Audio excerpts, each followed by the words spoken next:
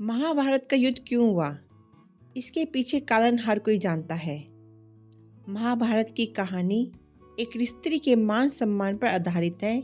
अगर स्त्री का सम्मान नहीं किया और उसका अपमान किया तो सारे ही दंड के भागी होती है। क्योंकि द्रौपदी का अपमान भरी सभा में हुआ था, श्री कृष्ण भगवान ने हर उस व्यक्ति को दंड दिया जिसने अबला नारी के अस्तित्व का भंग करने की कोशिश करी और जो चुपचाप द्रौपदी के चीरहरण को देखकर भी कुछ ना बोले, जैसे भीष्म पितामह, कर्ण, युधिष्ठिर, अर्जुन, धृतराष्ट्र इत्यादि। जब दुर्योधन ने द्रौपदी को दिखाकर अपनी जंगा ठोकी थी तो उसकी जंगा तोड़ी गई। दुशासन ने छाती ठोकी तो उसकी छाती फाड़ दी गई। महारथी कर्ण ने एक असहाय स्त्री के अपमान का समर्थन किया तो श्री कृष्ण भगवान ने असहाय दशा में ही उसका वध करा दिया। भीष्म पितामह ने अपनी प्रतिज्ञा में बंद कर एक स्त्री के अपमान को देखने और सहन करने का पाप किया तो उसे असंख्य तीरों में बांध दिया और पूरे कुल को एक एक करके मरते हुए देखा। अपने सामने अपने बच्चों को मरते हुए देखना कोई नहीं चाहता, पर भीष्म पितामह ने अपने सामने 4 पीढ़ियों को मरते हुए देखा और जब तक देखने लिया तब तक मर भी ना सके। यही उसका दंड था। धृतराष्ट्र को पुत्र से बड़ा मोह था तो अपने 100 पुत्रों के शव को कंधा देने का दंड मिला धृतराष्ट्र को। धृतराष्ट्र के अंदर 100 हाथों के बराबर बल वाला धृतराष्ट्र सिवाय रोने के कुछ नहीं कर सका। दंड केवल कौरव दल को नहीं मिला, दंड पांडवों को भी मिला। द्रौपदी ने वरमाला अर्जुन के गले में डाली थी। उसकी रक्षा का दायित्व सबसे अधिक अर्जुन पे था। अर्जुन यदि चुपचाप उनका अपमान देखते रहे तो सबसे कठोर दंड भी अर्जुन को भुगतना पड़ा। अर्जुन भीष्म पितामह को सबसे अधिक प्रेम करते थे तो कृष्ण भगवान ने उन्हीं के हाथों पितामह की मृत्यु दिलाई।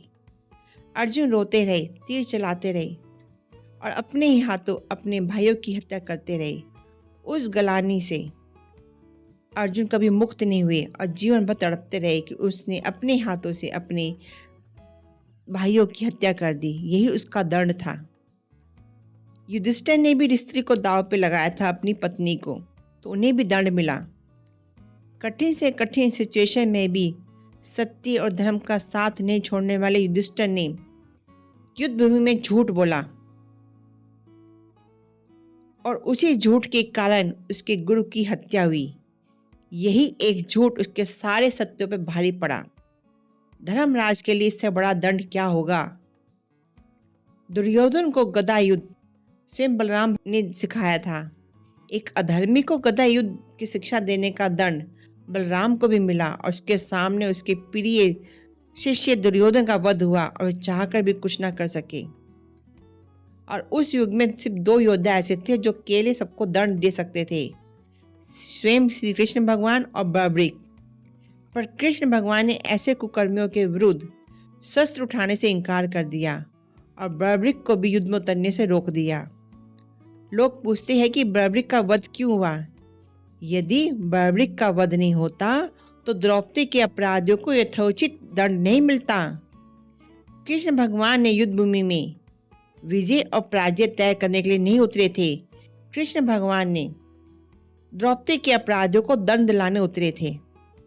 कुछ लोग कहते हैं कि कर्ण बहुत बड़ा दानी था, लेकिन भगवान ने कहा कर्ण कितना भी बड़ा योद्धा क्यों ना रहे, कितना भी बड़ा दानी क्यों ना हो, लेकिन एक स्त्री के वस्त्र हरण में सहयोग का पाप इतना बड़ा है कि उसके समक्ष सारे पुण्य छोटे पड़ जाते हैं।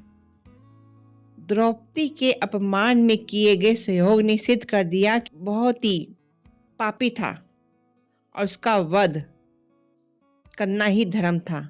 श्री कृष्ण भगवान ने लोगों को संदेश दिया कि स्त्री कोई वस्तु नहीं है कि उसे दांव पे लगाया जाए। श्री कृष्ण भगवान के युग में, द्वापर युग में, 2 स्त्रियों के बाल से पकड़कर घसीटा गया था। देवकी का बाल पकड़ा कंस ने और द्रौपदी का बाल पकड़ा था दुशासन ने। श्री कृष्ण भगवान ने स्वयं दोनों के अपराधों का समूल नाश कर दिया, वंश का नाश कर दिया। किसी स्त्री के अपमान का दंड अपराधी के संपूर्ण वंश का नाश करने पे पूरा होता है। भले ही वह अपराधी इस संसार का सबसे बड़ा शक्तिशाली व्यक्ति क्यों ना हो, यही न्याय है, यही धर्म है। और इस धर्म को स्थापित करने के लिए भगवान ने अधर्म का नाश और पापियों का नाश करने के लिए, इसके लिए भगवान ने महाभारत के युद्ध का आगाज किया था। और यह दंड श्री कृष्ण भगवान ने निर्धारित किया था और किसी को नहीं छोड़ा था।